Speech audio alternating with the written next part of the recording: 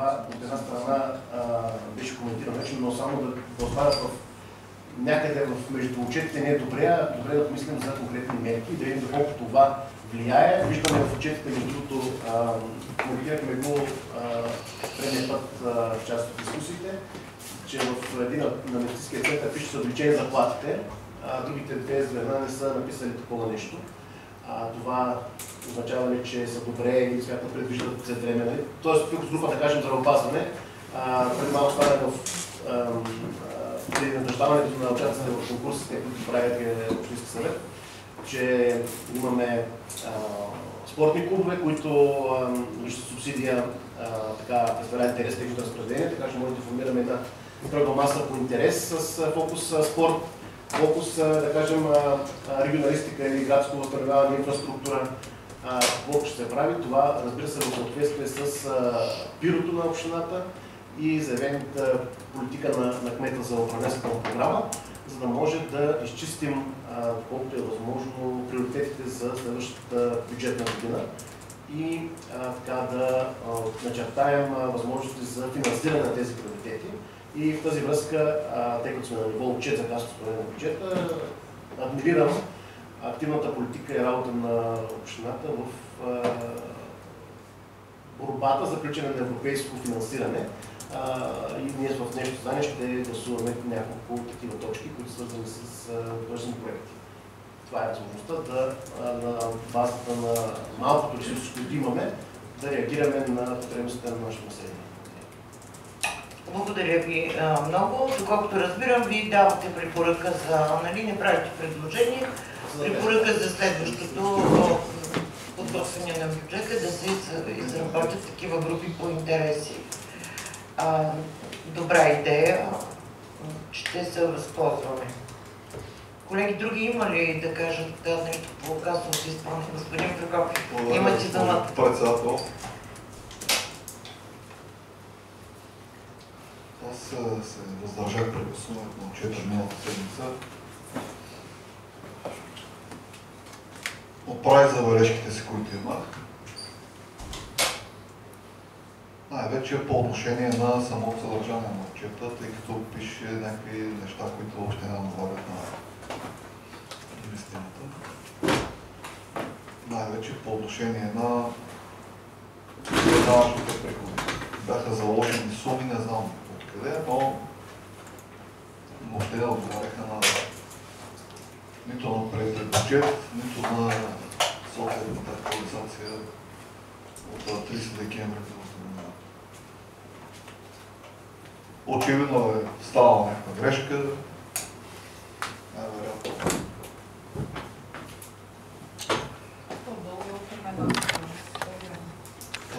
Но тъй като не беше изпратен материал след това за сравнение, преди началото на заседанието, госпожа Дович отделно показа там в нейните си документи, че се моли, че са оправени цифрите. Да се надявам, че ще го оправят и в съответните документи, тъй като този отчет е вече неразделна част от решението, което ще приема от Общинския съвет. Затова разбирам, наистина се внимава, защото тия грешки, които вече стават като нещо нормално, но тук отклонението е няколко милиона лева, така че не мога да приема, че някой е направил грешка. Това е непроверена информация. Така че тук, по отношение на неданъчните приходи, е отразена забележката, която бях направил. Така че да отговарят първо на заложените в приетия бюджет и второ изпълнението да отговаря на реалното изпълнение към 31 декември. Но като цяло, кое прави впечатление в този бюджет? Като цяло прави впечатление, че има малко влошаване на резултатите спрямо изпълнението на бюджета за предходната година, за 23-та година. Може би всички си спомняте как когато господин Дулев представя отчета за изпълнение на бюджета за 23-та година, се хвалеше, давам просто един пример, с преизпълнение на приходите от такса битови отпадъци.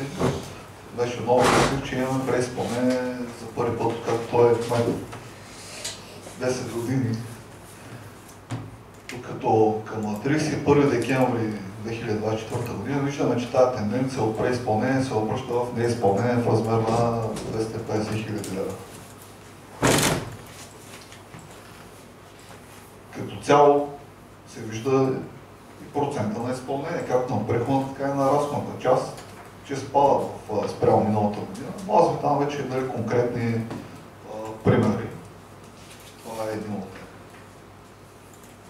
Сравнително константно да се запазват нивата на просрочени разходи, просрочени вземания, сякаш изчистваме старите, натрупваме нови задължения и събираме старите вземания, натрупваме нови. Следят се в тези граници, около 200 хиляди просрочени задължения, около 50 хиляди просрочени вземания. Наистина правим впечатление вече 5-6 година, поне както аз съм съветник, че поддържат някаква константна величина на тия стойности.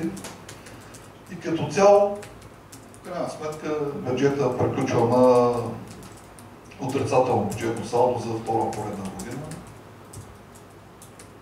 Затова поставих въпроса и на господин Долев и на госпожа Терезиева преди началото на седанието, какъв е размера на бюджетно салдо към полугодие на 30 юни, тъй като на сайта все още не е качена информацията. Те ме увериха, че е положително на 30 юни. Дано да е така, тъй като не ми се иска трета поредна година да отбележиме завършена годината на минус.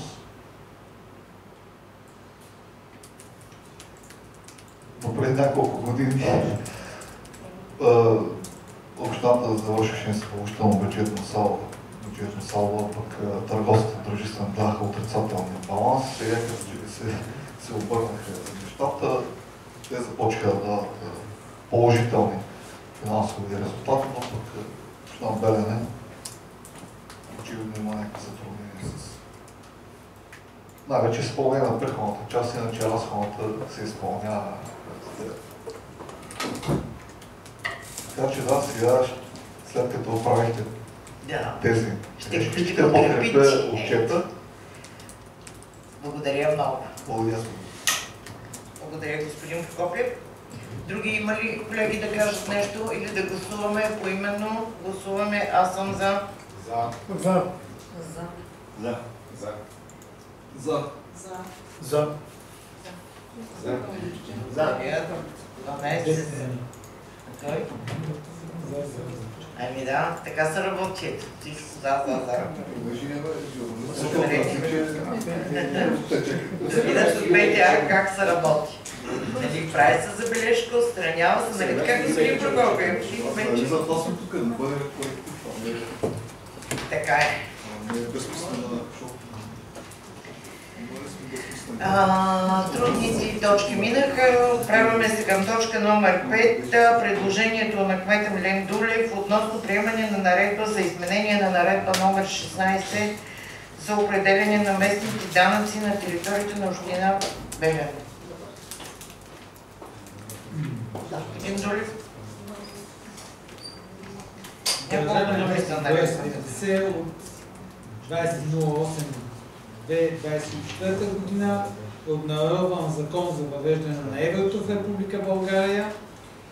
Този нормативен акт урежда принципите, правилата и процедурите за въвеждането на еврото като парична единица в Република България и е ключов етап в осъществяването на стратегическата цел на държавата за присъединяване към еврозоната. Един от основните принципи, който законът въвежда, е този приемственост и автоматично превалутиране на суми от лева в евро, в съответствие с което в него са определени и важни за преминаването към евро правила за превалутиране и за закръгляване. След това са посочени и наредбата, която променя номер 16 и предоставяме решение на основание член 21, алинея 1, точка 23, алинея 2 от Закона за местното самоуправление и местната администрация. Алинея 1, точка 6 от ПЗР, от Закона за въвеждане на еврото в Република България, член 11, алинея 3 от Закона за нормативните актове. Точка 1. Общински съвет Белене приема наредба изменение на наредба номер 16 за определяне на местните данъци на територията на община Белене, съгласно приложение 1 към настоящото решение. Неразделна част от настоящото решение е приложение 1, съдържащото текст на приетата наредба за изменение на наредба 16 за определяне на местните данъци на територията на община Белене. Моля за обсъждане и вземане на решение. Благодаря ви, господин Дулев. Този материал разгледахме във всички комисии. Становище, ако обичате, на комисиите. Комисията по здравеопазване на заседанието си на 17 с форум от 5 члена, единодушно прие така направени предложения да стане решение. Идентично и комисията по образование с 6 гласували, 6 за, беше прието с предложението да стане решение на общинския съвет. Благодаря ви. Господин Контов, следващото ще ви кажа. Благодаря, госпожо председател. На своите комисии. Нашата комисия с 7 за предлага предложението за стане решение на общинския съвет. Благодаря. Господин Арабов. Някой да каже нещо за наредбата? Няма. Гласуваме, който е съгласен. Има ли някой? Обикновено гласуване, против, въздържали се няма, 12 за, приема се. Точка номер 6 е предложението от кмета Дулев относно формиране на маломерни паралелки в основно училище Васил Левски, град Белене за учебната 25-26 година. Докладва заместник кмет Ишекова. Заповядайте, госпожо Ишекова. Благодаря, госпожо председател. Във връзка с изпълнението на изискванията на член 68 алинея 1 точка Б от наредбата за финансиране на институциите в системата на предучилищното и училищното образование с брой на учениците в паралелките от 1 до 7 клас и във връзка с изготвяне на списък образец 1 за учебната 25-26 година в община Белене е постъпало искане от директора на основно училище Васил Левски, в което за новата учебна година са формирани 7 маломерни паралелки.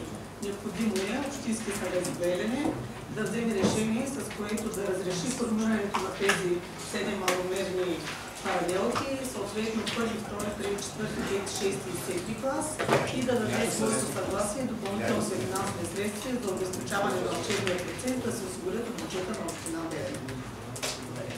Благодаря ви. Становище от Комисията по образование.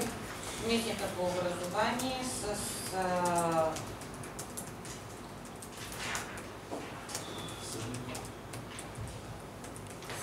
5 гласували, 5 за, без въздържали се, без против.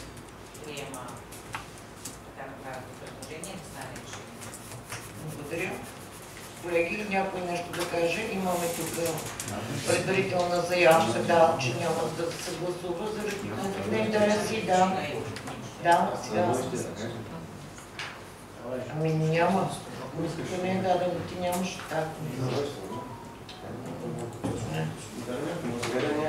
Не ми е дадено.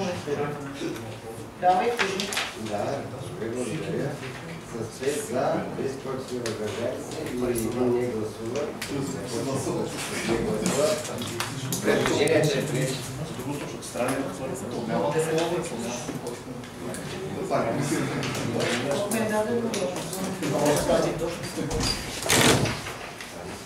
Да, колеги, гласуваме по имен. Аз съм за. За.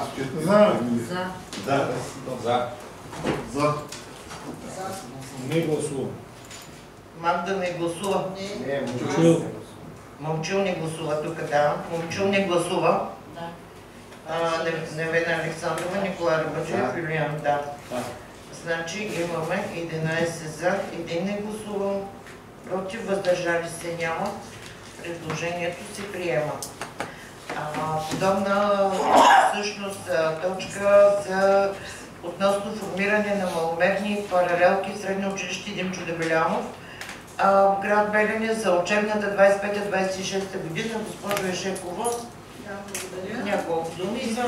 Да, тук в средно училище Димчо Дебелянова са формирани следните маломерни паралелки. Първи А клас, първи Б, втори А, втори Б, 5 А, 5 Б, 6 А, 6 Б, 7 А, 7 Б и 11 А, 11 Б клас, като са формирани като маломерни. Необходимо е Общински съвет Белене да разреши формирането на тези 12 маломерни самостоятелни паралелки за учебната 25-26 година в средно училище Димчо Дебелянов и да даде своето съгласие допълнителните финансови средства за обезпечаване на учебния процес да се осигурят от бюджета на община Белене. Благодаря. Давам думата на двете комисии отново за становища. Комисията по образование, социални политики, култура, спорт и туризъм на заседанието на 17 с 5 гласували, 5 за, приема предложението да стане решение. Благодаря. И премине с 5 за, без против и въздържали се. Тук гласува. Предложението е прието.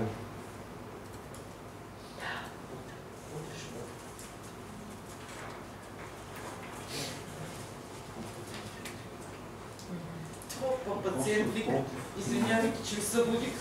Просто е против и му не да гласува.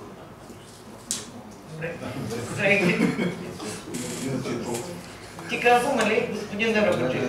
Някой ще пита ли нещо? Не, всичко е ясно като мога. Добре, поименно гласуваме. Аз съм за. За.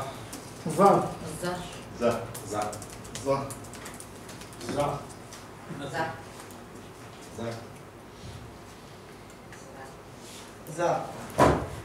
Юлиан Господинов тук не гласува и Мато. Против е за това да гласува. Да. Значи тук имаме 10 за, против въздържали се няма. Се че смисъл, нали, десеца не спи. 8 точка.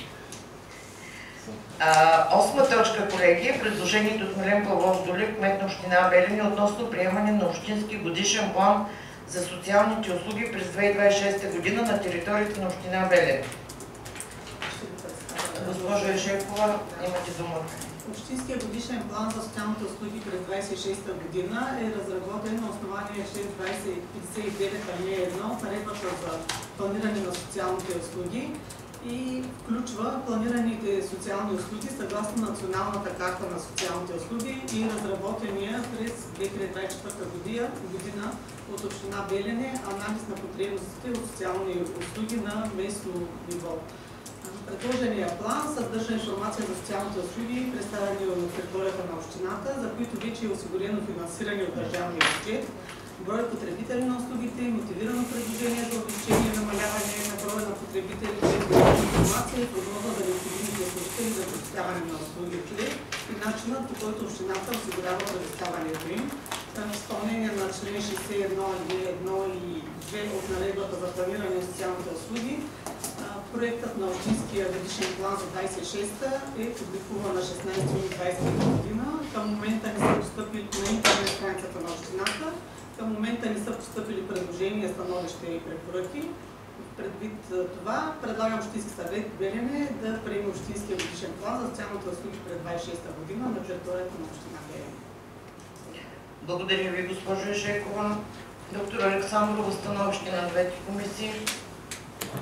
Комисията по здравеопазване, обществен ред, сигурност, законност и контрол по изпълнение на решенията на своето заседание на 17 с 5 за, без въздържали се и против, приема годишния план за социалните услуги през 26 година. Идентично Комисията по образование,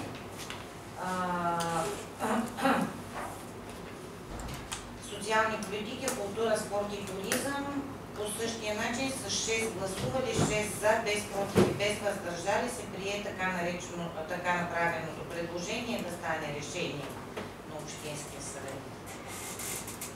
Благодаря ви. Колеги, въпроси? Да, господин Прокопов. С тия родители с децата с увреждания, всички ли са в това план?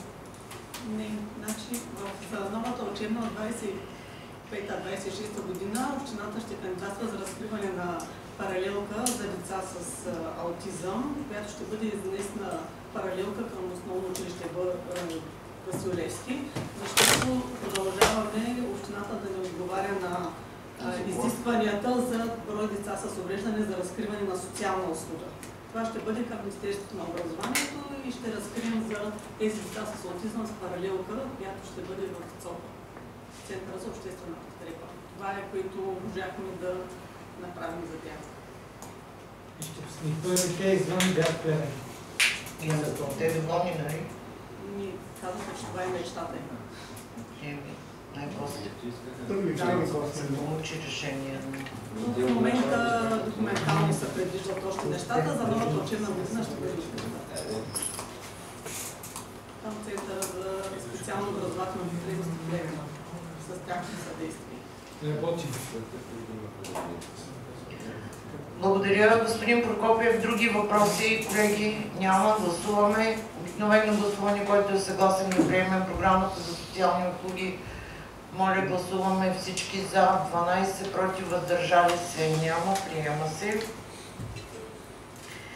Точка номер 9 е предложението от кмета Милен Дулев относно даване на съгласие за осигуряване на собствен финансов принос на община Белене, временна наличност на средства и средства за недопустимите разходи при изпълнение на проект виртуални класни стаи и генериране на образователно съдържание във виртуална реалност в сферата на културно-историческото наследство с фокус върху общото римско наследство на Долен Дунав и неолитните селища. Това е проектен код. Еди кой си го виждате? Приоритет 3 на програмата за трансгранично сътрудничество Интеррек Румъния България 21-27. Господин Дулев, заповядайте да докладвате материала. Общинския съвет е запознат. Община Белене е кандидатствала заедно с община Александрия и вече може да кажем, че сме пред подписване на договор с управляващия орган. Има искане за съфинансиране и община Белене трябва да съфинансира с 14 997 евро и 30 цента национално финансиране и 2% от одобрения бюджет на община Белене. От одобрения бюджет ще бъде за община Белене за съфинансиране, така че на вашето внимание е представен решение на основание член 21, алинея 1, точка 6 и точка 23, алинея 2 от Закона за местното самоуправление и местната администрация и мотиви, изложени в приложението. Общинския съвет Белене взема решение в 4 точки. Моля за обсъждане и гласуване. Комисия образование, социална политика, култура, спорт и туризъм. Благодаря. На заседанието на постоянната комисия на 17 предложението беше разгледано, обсъдено и с 6 за, без въздържали се и без против прие така направеното предложение да стане решение в 4 точки. Благодаря, господин Рабаджев. Председател с 6 за, без против, въздържали се. Комисията приема предложението в това решение. Въпроси? Гласуваме поименно. Аз съм за. За. Гоян? Да, благодаря. 12 за, против, въздържали се няма. Точката номер 10 е предложението на кмета Дулев относно кандидатстване на община Белене по една процедура схема за безвъзмездна помощ на Колегия местни политики за култура за малки общини. Заповядайте. Община Белене за първ път кандидатства и тя е нова процедура към Министерството на културата. Ние сме от първите, които за малки общини ще кандидатстваме. Най-вероятно ще бъдат много и включваме кандидатстването в 3 мероприятия, Нова година, 3 март и Тодоров ден. Описани са съответните дейности. Има на комисиите направихме предложения за подмяна в точките, където ни бяха уточнени. Така че на вашето внимание в момента се предлага решение на основание член 21 алинея 1 точка 8 и точка 23, член 59 и член 61 от ЗМСМА и съгласно условията за кандидатстване по процедура, която е под номера, ново поколение местни политики за култура на малки общини, Общински съвет взема решение в 4 точки. Моля за гласуване. Благодаря. Уважаеми колеги, Комисията по образование, социални политики, култура, спорт и туризъм разгледа така направеното предложение и с 6 за приема така направеното предложение да стане решение в 4 точки и допълнихме да се допусне предварително изпълнение на решението на основание член 60 алинея 1 от АПК. Благодаря ви, господин Рабаджиев. Благодаря за председател. Техническата комисия с 6 за, без против, въздържали се, и предложението за това решение.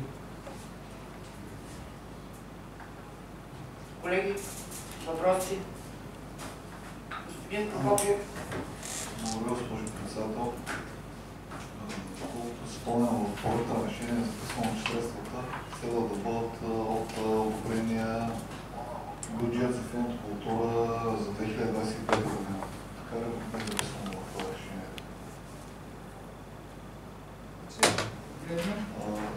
Тъй като това, което четох, част от дейностите ще бъдат изпълнявани през декември 25-та, други ще бъдат изпълнявани в началото на 23-та. 26-та. Според мен част от средствата съответно ще бъдат от средствата от фонд култура за 25-та година, други ще бъдат от средствата за на практика от бюджета за 26-та година. Едва ли ще бъдат всички разходи от бюджета за 25-та година, респективно от съответния фонд култура за 25-та година. Според мен не е добре да се уточнява за коя година, просто това е моето мнение. Просто да бъде записано в проект на решение, че средствата са фонд култура на община Белене. Добре, съгласен съм. Записано по този начин, това означава, че цялата тази сума трябва да бъде от бюджета за 25-та година. Съм сигурен, че това няма да е така, тъй като някои дейности ще бъдат изпълнявани. Тодоров ден, примерно, кога беше марта и беше. Ще бъде изпълнявана на година, ние тогава ще сме приели. Съгласен сте, правилно. Благодаря ви. Други? Няма. Гласуваме с предложението за промяна на господин Прокопиев. Надявам се, че секретаря го е записал. Така, гласуваме точката поименно. Да, може ли само? Да, заповядайте. Няма с забавянето, но... Няма Първо ще кажа това, което като господин Прокопиев говори, какво ще да кажа, това ще кажа, че се обръща. Значи, господин Кмете, не искам да се бърка на администрацията, но моля, като има точка, която се внася от някое ваше звено, специализирано, да има тук представител на звеното, което разработва проект на случая. Защото вие чуете договор на господин Прокопиев, който напълно лично, аз като четох предложението, също помислих. Обаче, какво мислим ние с вас е едно, а кой ще управляваш това е съвсем друго. И за това, докато течеше тези размисли, отворих да видя условия за кандидатстване на възстановяване устойчивост, страница 40, пише точка 2.1, после иска ние да дадем като Общински съвет. Прието решение на Общинския съвет за одобрен бюджет 2025 година за фонд култура в размер на 100 000 лева, собствено финансиране на участие. И т.е. има изискване, затова съм написали така колегите от разработващите, предполагам, проекта, който ние да го обсъдим. И затова е хубаво, когато ние дискутираме тук, както и предния път дискутирахме на комисиите, да има тук представител, който е участвал и е бил в разработването, за да може да дискутираме професионално, защото всяка като нашето решение, вече ние само да дадем плодовете на това, което сме догледали от нашите действия. Естествено, ние не можем да четем всичко и да всяка една точка, която все пак би трябвало да е